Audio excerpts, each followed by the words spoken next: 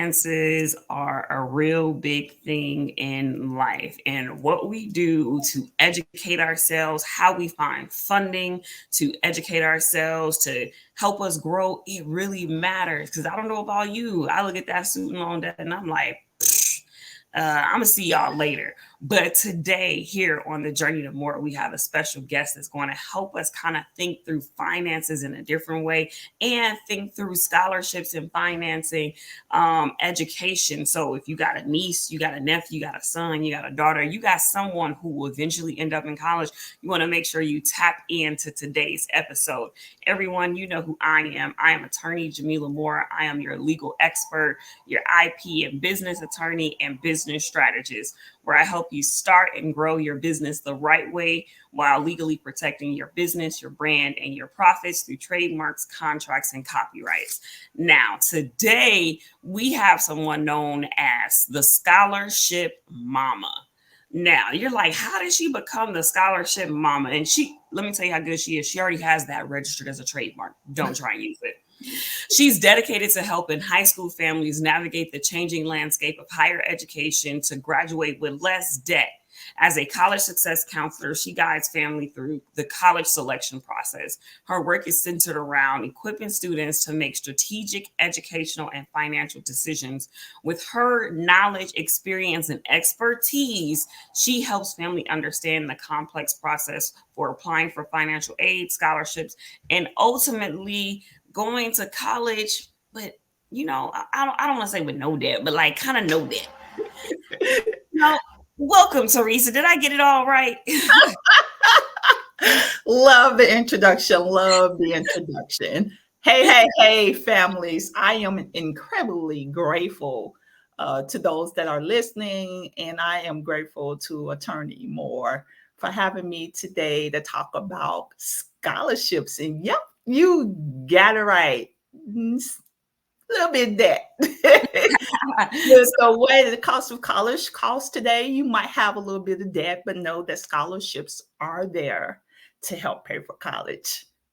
Yes, yes. So we're going to jump right in. Can you tell us how you start on your personal journey and became interested in investing, basically making investments for the future? Because if you're taking time to write out these applications, because people want to relegate scholarships to the undergraduate level, but we need them at the graduate level. We need it at the postgraduate level. Help us out here. How'd you get started in this area of expertise? And before I get started, I want to say we need it at the high school level, right? Because at the high school level, we're going into uh, college and it starts there. So here's how I got started. I am a former financial aid administrator. I'm a college financial aid expert. And this was my only corporate job, might I add. And so I was a financial aid administrator, which I worked for numerous of schools, nonprofit and for-profit, for approximately about 15 years, 15 or more years. During my journey as being a financial aid administrator, I met with thousands of students, thousands of families from all over the world.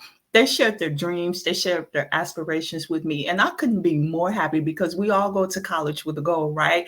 We all got different goals. And one of their goals most people share with me was to get this job or to get this house or to have this car when they graduated from college. Fast forward 4 years after students were graduating, it was bittersweet. Students had to come back to the Office of Financial Aid, and I was the person that they met with, the same person they met with in the beginning.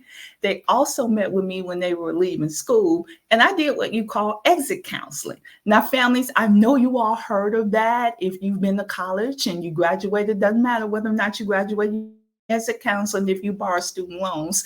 So I was the person who was saying how much you borrowed in student loans, and this is how much you're going to have to pay back. And it was big because the students were glad to graduate, but they were so shocked that they had this amount of money in student loans, so much debt. And so that's my personal journey. That inspired me.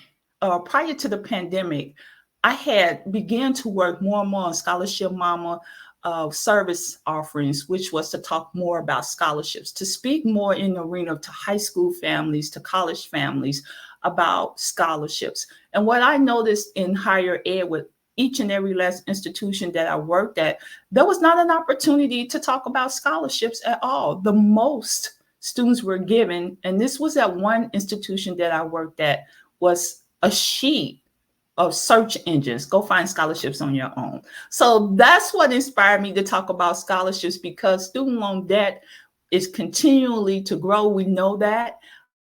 And we are paying back student loans. Some of us have been paying them back for years. And I wanted to talk more to families about financing their education with student loans as an option. So that's how it got started. That is such an incredible story. Like, it's like the entrepreneurial conundrum, and you really found a unique niche where you see a problem and you're like, I see a way that it can be solved in a way that it's not being solved. And so that's really creative there. And I just want to like lean into that piece too.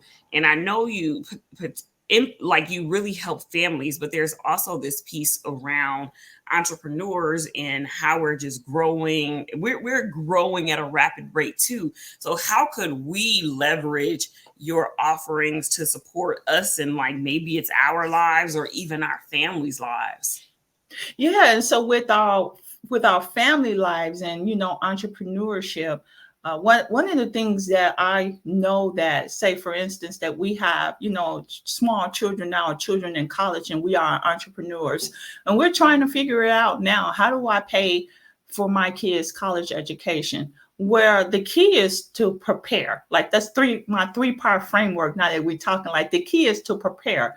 And so we don't want to be reactive. And this is a personal opinion of mine. When students get to high school, especially their senior year of high school, there's reaction going on. Let's apply for scholarships now. Let's find colleges now. Let's do this. And this is coupled with all of the activities that seniors have to do anyway. And so that is a tremendous stress on seniors to have those required activities of the school. And then now you're trying to find money to help pay for college. And now you're trying to find a college.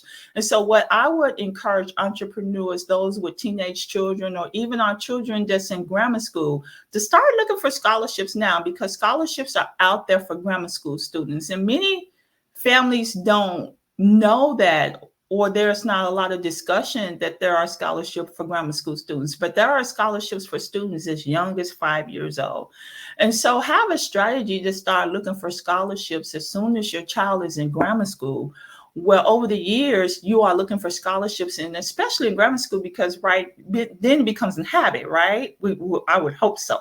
It becomes a habit of start looking for scholarships. But when we are seniors, I want to be very clear. It's not too late to find scholarships. As a seniors, it's just a tremendous pressure for families of seniors who are looking for scholarships. It's tremendous pressure on the senior, and it's tremendous pressure on the entrepreneur family, because then it's a possibility, depending on where their child go, that they might have to pay for college or have some out-of-pocket expense that they have to pay. So the key is to prepare. That's the key. Well, that's a good key, because preparation gets us so far in life, and sometimes we get straight to the plan and all the other stuff. So if we think about scholarships and the subject and topic of financial freedom, how do the two align and connect? Well, go ahead. I would say maybe not financial freedom, but smart financial choices. Right. So how it does align is with everything, smart financial choices. And so when we think about scholarships, it is an option. It is an option to help pay for college. And so if you have a student, or if you are a student yourself and you're attending college, scholarships is an option to help pay for college. There are some statistics out here saying that the average high school student, which is C students, by the way. So let me be clear. The average high school student is eligible to apply to anywhere from 50 to 100 scholarships. Okay, 50 to 100. And so if we are making smart decisions early on, and C students now applying to these scholarship opportunities, your finances your student, your parents, whoever financing the education will look much better. I like to tell students too, because I know that sometimes students have uh, what they call an enormous bill, tuition bill, and they feel like applying for a $500 scholarship or a $250 scholarship is not worth it. When do we start turning down money? Don't turn down no money, because I put it, and this is an example. A $500 scholarship is a great help. In some instances, will it put a dent in your tuition? Maybe not. Depends on what school you go to. But I tell you what, it'll put a dent in student loan debt. It will put a dent in there, because if you can borrow less, $500 less in student loans over a period of time, with that interest accruing, you'll be thankful that you borrowed won a scholarship, shall I say, a recipient of $500 scholarships.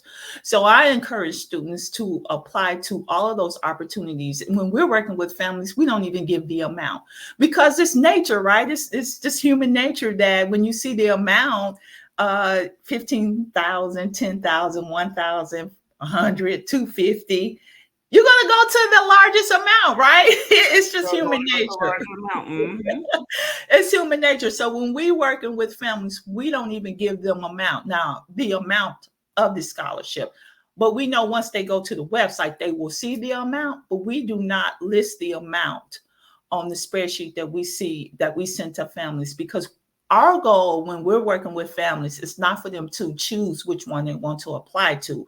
We want them to apply to each and every last one of them, because we send them a curated scholarship list based on the questionnaire that we send them. And so every scholarship that we send them, the students are eligible to apply to. So we don't put the amount there, because you're eligible anyway. You've really shed a light on something. Like as early as 5, I don't think anybody really knows that they should be looking for scholarships for their children as early as 5 years old. Yes. And I kind of want to hit on the fact that you said we had to have a plan. And so at an early age, you need to be thinking about what's happening with your child and what their future will look like. And if you're not, you probably are not in the best place to set them up to make smart financial decisions over a lifetime, right? And so this is super important. And I want to also lean into this piece, because some of us may not go the traditional college route. Maybe we'll go to a community college or a program. How do we find funding for stuff like that? There's plenty of funding for community college and for different programs as well, for the trades. There's plenty of funding out there. There's beauty scholarships, there's cosmetology scholarships, there's esthetician scholarships, there's electrical scholarships. There are plenty of scholarship opportunities out there for families to apply to. I think what families need is a strategy on how to find them. And that is the biggest, I would say, missing piece, because families don't know where to start. And if you Google it, you can get overwhelmed, which Google don't have every scholarship opportunity listed either. But it can be overwhelming for families. And I'm going to be very honest with you. Applying for scholarships is not an easy process. So when I say easy, I mean that there is some work, because guess what? The prefix to scholarships is scholar. Okay. So scholarships. So there is some work when it comes to applying for scholarship opportunities, but it does go back to what I was saying earlier, being prepared. So families, when I say it's work, how does that look like? And for every family, that's different, right? Because we have adults that are returning to school, and so they are raising families and they're busy and they're working full time. And then we have our high school students who are super crazy busy with extracurricular activities, and in some cases they have a job too. And then we have our grammar school students too who are busy. They are very involved in extracurricular activities and things of nature and what goes, on in the home. Some students help at home a lot. Some students babysit. Some students watch their grandparents take care of their grandparents, take care of their siblings. And so there is a lot that goes on with families. But if you be prepared, you can apply for scholarship opportunities. So how does that look like? 2 to 3 hours a week. 2 to 3 hours a week. And for everybody, again, that looks different. Maybe 1 hour on Saturday, 1 hour on Sunday, 1 hour on Monday. If you work an adult, you're probably too busy on the weekend, so it might have to be something during the week.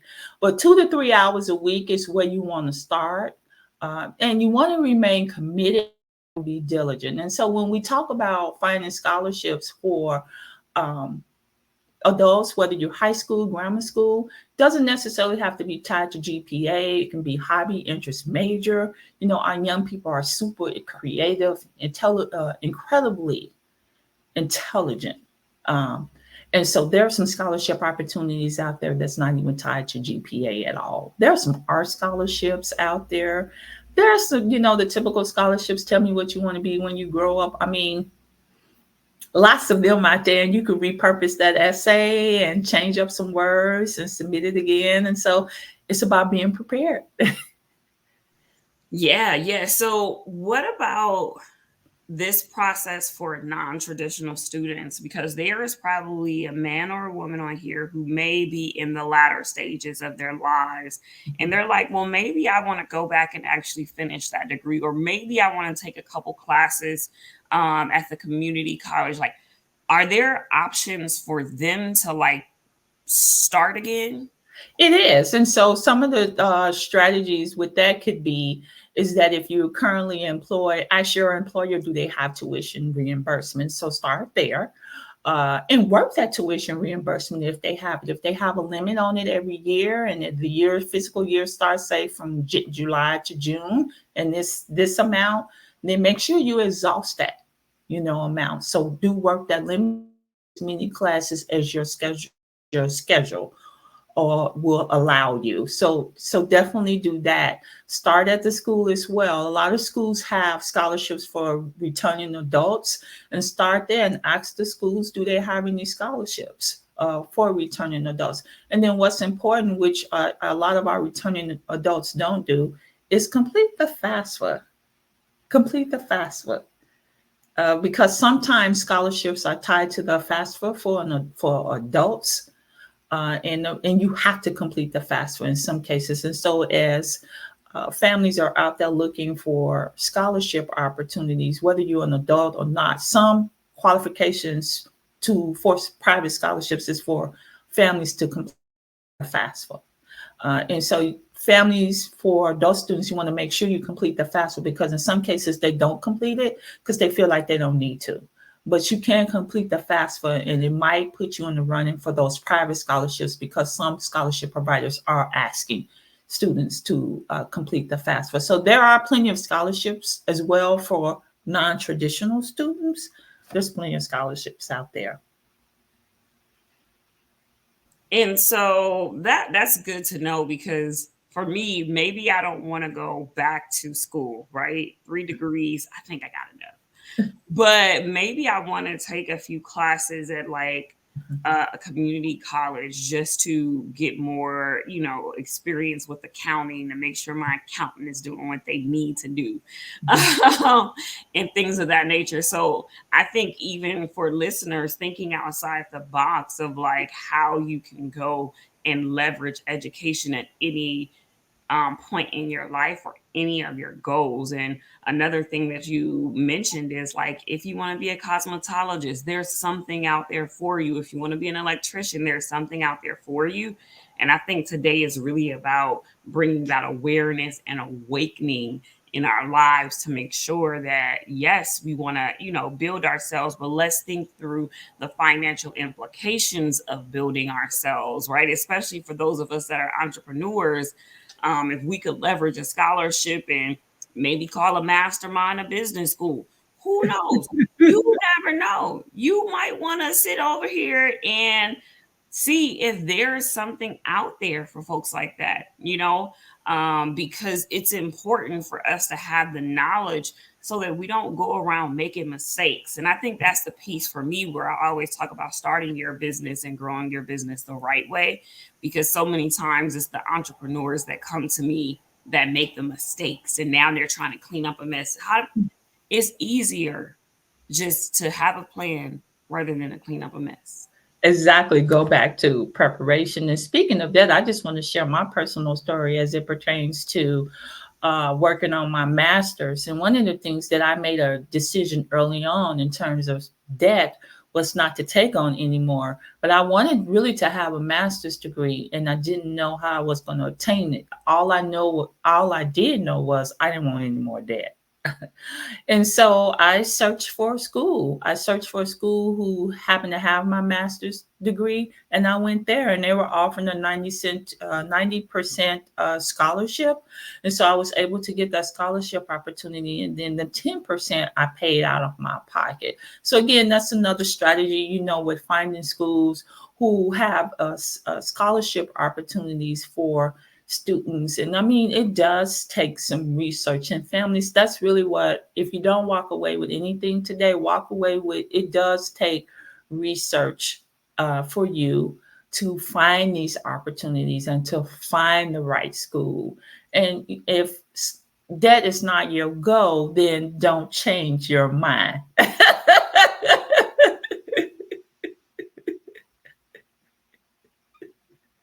And so, for those that are listening to this, outside of sharing this broadcast and making sure as many people as possible hear it, what are ways they can engage their family members to really get them serious about thinking through this preparation piece early on? I think for high school families, or shall I say for grammar school, for families who have children in grammar school, start talking to them in sixth grade. Ideally, that's the age, but I feel like you should start talking to them early. Start exposing them to more of the college conversations, whether that's a 4-year degree, community college, a trade as well. Start exposing them to those conversations early and set the expectations, because here's the thing. Going to college is a partnership. It's a partnership between the parents and between students and their teen or child. It's different with adults, and it might be a partnership with your spouse. That's a whole different conversation. But start as early as you can if you have children.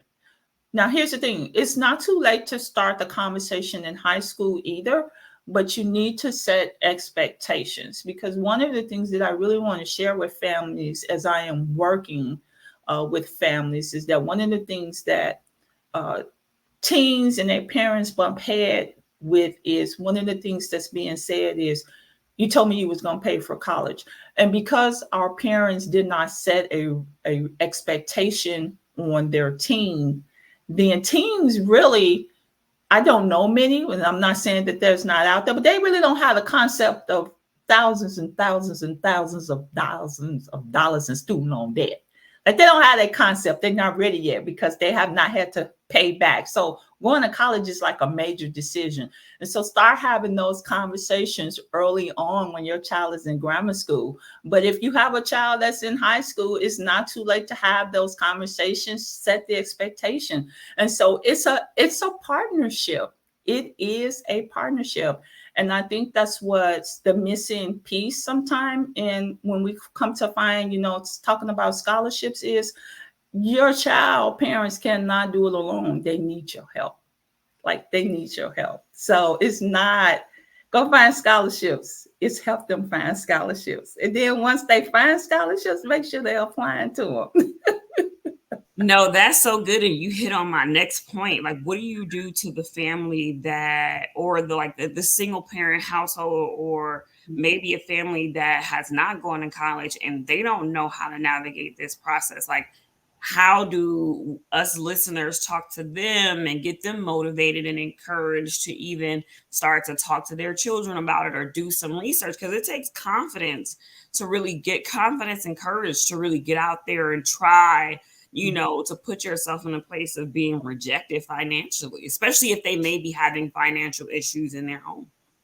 Yeah, and you know, it is a different conversation with families who have not, you know, first gen. And so I was a first generation student too. And none of those conversations were held. And I missed out on a lot of financial aid when I went to college because no one was talking to me. But times now are better. Times now are better. And so there is, you know, high school night. A lot of the high schools have information sessions. So I would say tap into your resources. Now, current resources, okay? We want to tap into current resources. And I want to say also make your decision on your own. You know, don't be swayed by anybody else. You'll hear a lot of people say, my son applied, my daughter applied, they didn't win nothing. Well, that's their story. Okay, it has nothing to do with your child. And so keep, you know, apply to scholarship opportunities. Don't let that be a deterrent because someone else didn't win. And so start with your resources. I have print material. I like to start with print material when I'm working with families because it is, in my opinion, your scholarship bestie. And so Jean and Kelly Tenaby, you can find their book on Amazon. And there's a lot of useful information on how to get started with finding scholarships. And it can be overwhelming. And so we're going back to what I said, you need a plan, right? And so you know, it's a lot of information in that book. You might need to, you know, read some of it once a week, whatever your schedule allow, but you need a plan. But here's what I do know. You can't win scholarships if you don't apply. You can't win. So you have to apply to win them. You have to apply to win them. And I want to kind of lean into this piece you already hit with networks. How can, you know, we as the adults leverage our networks or look into our communities to really start to build relationships to be primed to actually get awards and get knowledge of new scholarships? Yeah, and so you know, if you're part of any organization, always ask that organization. I've worked with a lot of families where they were a part of organizations, and those organizations offer. Wow. So what I'm hearing is from time to time, if we are part of organizations, we always need to go in and ask for, do you have scholarships? Is there something in the organization that could fund either my education or someone else's education, which could be my child or someone that's under my care or my niece or nephew in my way of being? And so, as we think through this, the one thing that I want to reiterate to you all is we have to have a plan. And thinking about our financial future and thinking about our financial success also involves figuring out where we can find free money to do the things that we need to do. Right? Sometimes we want to leverage our money and then we make decisions based off our money, but there are times in life where we have to lean into other people's money, and scholarships are a way for you to do that. Listen, if you have a grade school child, if you're thinking about going back to school, you want to make sure that you are connecting with Scholarship Mama. Visit her at scholarshipmama.com. Connect with her on Facebook at Scholarship Mama, because you don't want to be in position where you do not have the resources that you need, or you're not helping your child start their adult life with financial what is it, prowess, financial sophistication, because that's what we're talking about here. We're not only talking about like decreasing student loan debt, we're talking about the fact that we are helping you and your child, you and your family, you and whoever else have a sound financial plan. Scholarship Mama, her name is Teresa, y'all. I know I kind of took that underway, but anything you want to add around leveraging these organizations? Yeah, so just tap into the organizations that you in. Make sure that you ask, everyone, do they have scholarship opportunities? Ask local businesses too. Uh, Ask, it doesn't hurt to ask people that you do business with, do they have scholarship opportunities? Because a lot of scholarships are not even advertised, and sometimes you hear about it when people just mention it to you. I have a lot of scholarship providers sending me information, asking me, could I share with my network, because they're not advertised. And so if you're part of an organization, ask your church. Ask your church, do they have scholarship opportunities? Ask your local cleaners. Ask the people who do business with, do they have scholarship opportunities as well? And sometimes what you will find is they probably don't, but they have a desire to help youth. And some organizations will write students checks. And so I've had that happen. I've had a number of families come back and tell me, no, they don't have scholarships, but they want to help youth. And so they wrote my son or my daughter a check. And so, it doesn't hurt to ask. Yeah, it doesn't hurt to ask. And I think as we wrap up, the one thing that I want to know, what are some things that we could possibly put on our applications to showcase our skills and accomplishments to kind of give us a leg up when applying for scholarships? So when it comes to scholarships, the one thing that you want to do is answer the prompts. So you want to answer the prompts. And so it does depend on what the prompt is asking you. But here's the key. The key is really to be authentic. Tell about you, speak in your own voice, showcase your unique skills that you have. And that's really the key, to be authentic. Because scholarship providers, those are real people reading those scholarships. By the way, I'm a scholarship reader too. And so those are real people reading those scholarship applications. And you really want to answer the prompts, be authentic. And sometimes when it comes to showcasing, it's about, as well as you making sure that your grammar is correct, that your spelling is correct, that the period is where it needs to be. As well. And so make sure you have someone to reread your scholarship application. That includes adults too, because how many times we sent out an email, it's like, I forgot that word, or that's misspelled. It happens because we're, writing faster than what we're thinking. And so it happens. And so depending on the prompt, just make sure to be your authentic self. That is really what scholarship providers are looking for. It is a unique opportunity to tell who you are. It really is. Well, y'all done heard it here first. And as we are gearing up for like this back to school time, it's not too late. There are scholarships that you can probably get all throughout the year. Even if you're listening to this like later in the year, you need to make sure that you are thinking through this concept here. And I want to reiterate, this is for teens. This is for our babies we done just learned. And it's for those of us that are adults that want to really sharpen our skills and really make sure that we are setting our lives up for success. And not even borrow, using other people's money, y'all. Use other people's money for some of this stuff. So, to figure it out. Any last thoughts on this topic? Well, and yes. And so using up other people's money is great. Way to end this, because I want you all to know there are all types of scholarship opportunities. So like I mentioned earlier, like hobby, interest, talent. I also mentioned careers, majors.